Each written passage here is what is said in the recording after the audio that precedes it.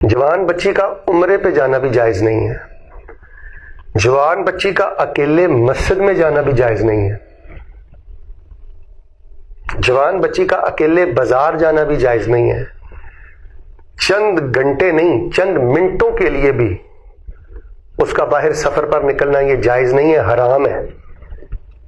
تو جو جوان بچیاں دبئی جاتی ہیں جاب کے لیے، یا یورپ جاتی ہیں، یا سعودی عربیہ یا ملیشیا یا کسی بھی ملک میں جاتی ہیں، تو وہ اللہ اور اس کے رسول کی حدود کو پھلانگتی ہیں، اللہ کے غضب کو دعوت دیتی ہیں. ہمیں ایسی جاب نہیں چاہیے، ہمیں ایسی تعلیم نہیں چاہیے جس سے اللہ ناراض ہو، اللہ کے رسول ناراض ہو.